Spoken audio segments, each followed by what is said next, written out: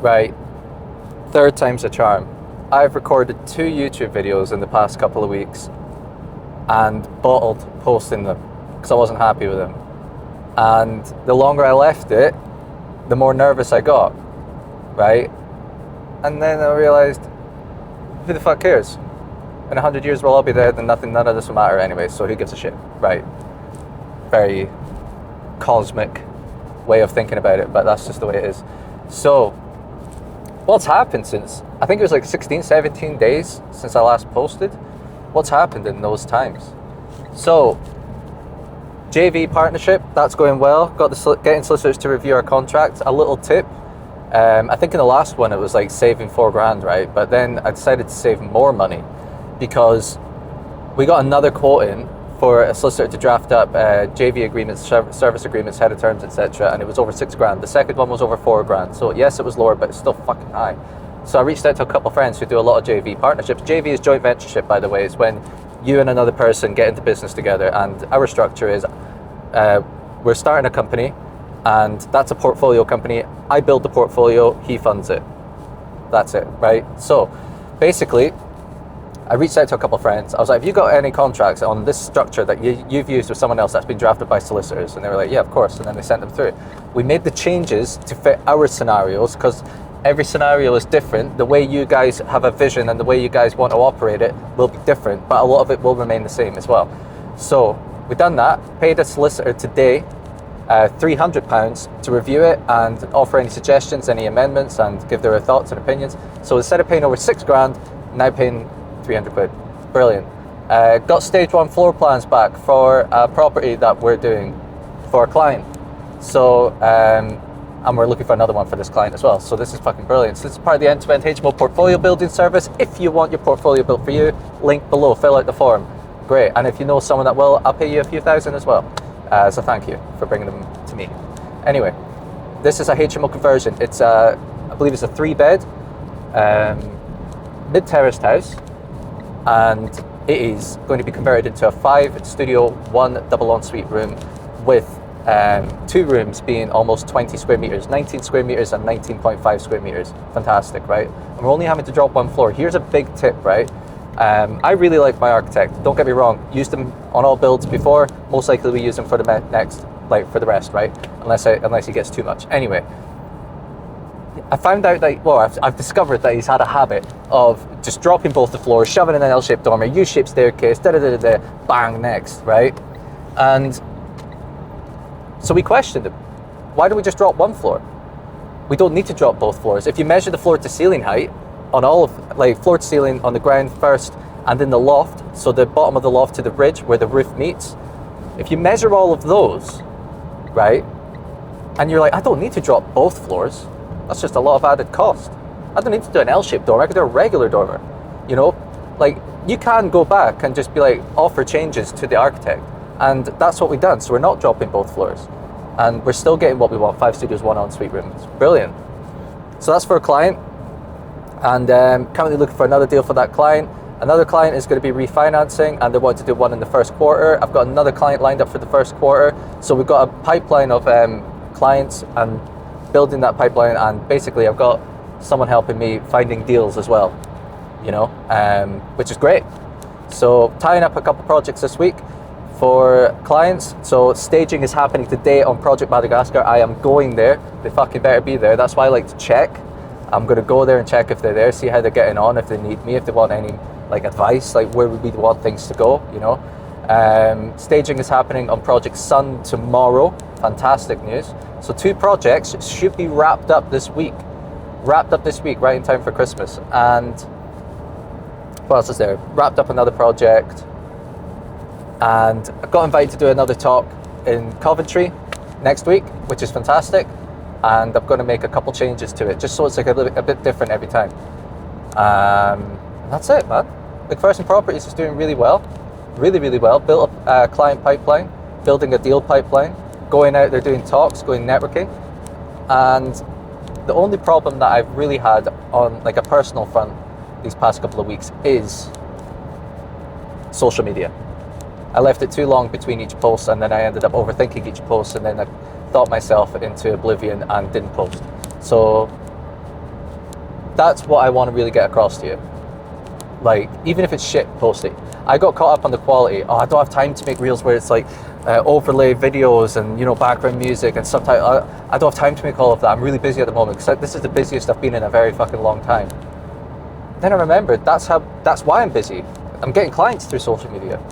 So I'm just going to post shit and make sure that the words are the value, not the lighting, not the microphones, not all of this. Like, all of that's good. I'm still going to do reels like that, great.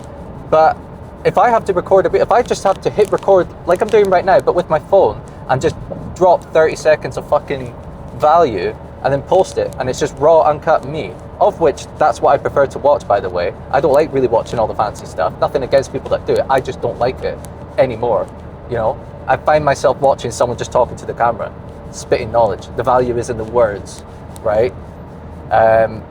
So that's what I'm going to just start doing. If I don't have a post, I'm just going to fucking spit some gems for like 30 seconds, because I'm sick to death of when I get busy, I stop posting.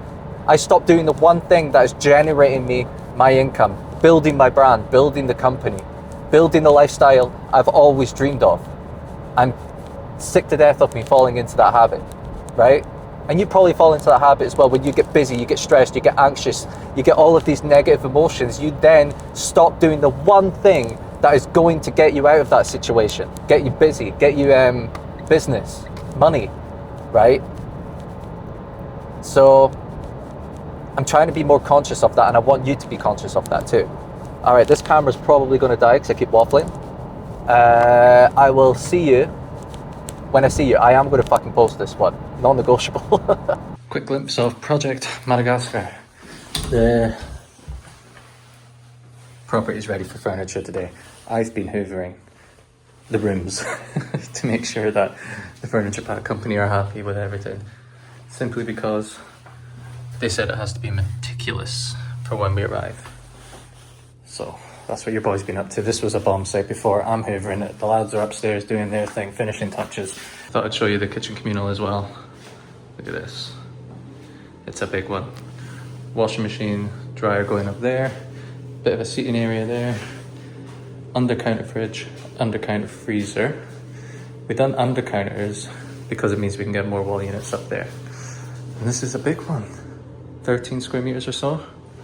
Everything's done. Wi-Fi is in. And I also hoovered in here. This is the ground floor studio style room. You know, that's been done today. Just touching off, making it all straight. Put that there, put that there. It separates the room, nice and simple. All right, I can't wait for the furniture to come. The bed's going to go over there, desk there, wardrobe. Wardrobe's going to be behind the door, I think. We're getting a bit of a slim wardrobe. Put a doorstop, put the wardrobe behind here. And yeah, almost at an end for this one. I love that. I really love that. We are now at Project Sun, and staging is being done tomorrow, which means everything has to be cleaned today. So there's snagging.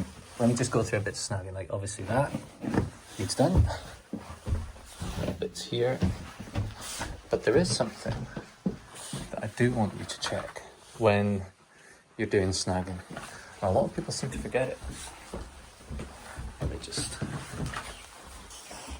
take a wee look. So, as you can see, lights are on. Fan isn't coming on.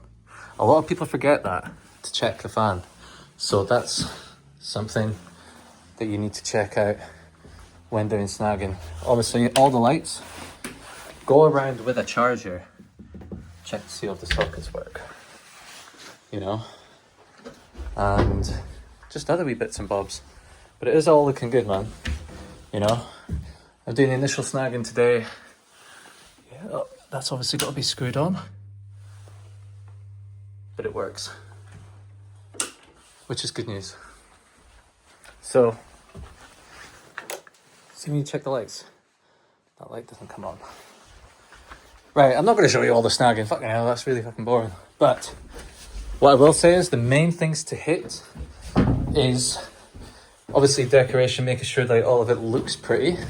making sure all of the sockets work. Water pressure is a huge one. Please remember to check the water pressure. And that involves turning everything on. So you want to make sure... Whoa! Right, that could have been a couple air pockets. But I'll look into that. But you want to make sure you're doing it, not doing one at a time. You're doing all of them, right, at the same time. Because we've had that in the past. And then the plumber had to come back out and fix the water pressure. All right, so you have to make sure they're all on. You know what I mean? Right, I'm going to do the snagging. So I've told you water pressure. Make sure the Wi-Fi works. Make sure stuff like that works, the Wi-Fi. The electrics, so that includes the sockets. The lights. Make sure all the toilets flush. Make sure everything works. You know, going around here, make sure all of that works. And just testing everything as much as you possibly can. I might actually create a snagging list for you guys, so you guys can go around the properties and make sure it all works. But also pull back everything. Make sure everything behind it is fine. Make sure the door's locked. Make sure there's keys, enough keys for the tenants, and just going around, you know, little things like that. I've already addressed these with the builder, but you've got to make sure it's all done, because the last thing you want is be sending people left, right and centre, tenants complaining, asking if they can get a reduced rent because they're that pissed off. You don't want that shit happening. So making sure everything works ready for when the tenants arrive. Naturally, some things might come up, but when you sign it off, when you're done, you want it to be everything works at the time you leave. So leave it to the lettings agent.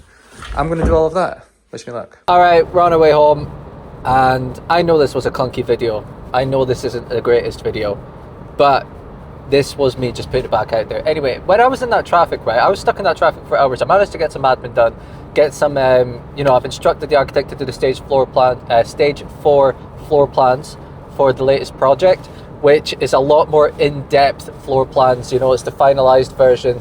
Providing there's no changes that we need to make, but that's the finalized version. Shows all the wiring, shows where all the sockets are going, where everything is going, radiators, everything. So then we can get a finalized quote for the builder. So what you can do is, instead of getting the builder out early doors, you can just get them to come out once you've had these plans. So then you can walk around with the stage 4 plans, you know. And then you can put a more detailed scope of works together. That's all the items that you need done, all the works that you need done. This is what I want done for this project. Put that in detail, refine it, and then you get a detailed quote, a finalized quote. And then you can go back to the lender with that quote. So you can get it all sorted for development finance. Should you be using it? Leveraging other people's money for the renovation. Anyway, let me just talk about that traffic. In that traffic, I managed to catch up with all my emails, all my WhatsApps, social media, and just to stay on top of everything, you know, I managed to stay on top of everything, which was great. Whereas I saw other people in that traffic beeping their horn, fucking hitting the steering wheel, getting out of their car, doing all of that, shaking their heads, shouting, people arguing because they're stuck in traffic. Can I just say, no matter what your reaction is, the ultimate objective truth is you are still stuck in traffic. So why the fuck would you go through all of the headache if basically what I'm trying to get across is, if you're in a situation that you cannot control and it just is, losing your head and losing your mind is not the way forward, especially if you want to build a business or build a fucking property portfolio, or even if you're stuck in traffic, right? Losing your mind over that is a huge sign of weakness, that you cannot handle the pressure. You know, you can't handle it. Like, yeah, you might be like, Scott, they might have places to go, it might be urgent. But no matter what, you're stuck in traffic. And the faster you can accept a problem is a problem, a situation is a situation. If you get delivered bad news, the shorter time frame you fight it and the faster time frame that you accept it, I'm telling you, man, you're going to see leaps and bounds in progress in your mental health, in your mental state, and in life day to day. If you consistently fight the fact that you're stuck in traffic, problems have come up, insert any other thing, the fucking weather, something that's out of your control. If it just is, learn to adapt. Humans are very good at adapting. We are all adaptable. Learn to adapt to the situation and turn it into a positive one. I'm not trying to spread toxic positivity where everything is amazing and nothing is bad. I get that some things are bad. What I'm trying to say is something can be bad and you can still make it a positive experience. I managed to catch up on all sludgy, dirty, gross admin work. I managed to catch up on all of it. And I managed to get my ribbons. You know? Brilliant. Win-win. And it was a good situation. And I still got out the same time as those people, right? So I'm saying all of that to say, right? Don't lose. If you're watching this channel, there's a part of you that either wants to start property investment, or you're in property investment, or you're just simply wanting to start a business, right? If you're any of those three, if you lose your mind over traffic, you will not be able to handle any of those three I just listed. Property investment, business, whatever, you will not be able to handle it, because that sort of shit comes up 1,000 times a day. It is just relentless. And it took me like 2 years to understand that. Stop fighting the problems, the fact that they're coming up. Accept that problems are a feature, not a bug, and that you are there to solve them. And if you can't solve them, accept them and adapt and continue to move forward. Pivot, right? Do something, but losing your mind, doing what they done, like shouting, arguing with each other, arguing with a stranger because you're in traffic, they can't handle that situation. It's a really hard skill to develop. It's extremely difficult because I've had my fair share of horrific things happen this year. Horrific, right? Life-changing trauma. But when they happened, I accept, okay, this is the situation. What are we going to do about it? How can I get through this situation without losing my mind? Anyone that I know has never seen me shout, scream, argue, anything like that. I immediately think, what are our options? Which one are we going to pick? And how are we going to solve it? Automatically think like that. I'm not saying disregard your feelings, but I am saying try and fucking solve the problem first, and then feel how you feel. Embrace your feelings as well. Only if it means that you don't have to lose your fucking mind. If you do want to lose your mind, go book yourself a rage room, smash a couple TVs, and get back on the grind. Fucking hell. It's just insane, man. Right. There you go. I've done my rant. Scott's back. He's back. So let's get these fucking projects up and running, my man. Come on. Right. Remember to like and subscribe. I apologize. This video probably ran on long with me rambling, but I hope you learned something, and I'll see you in the next one.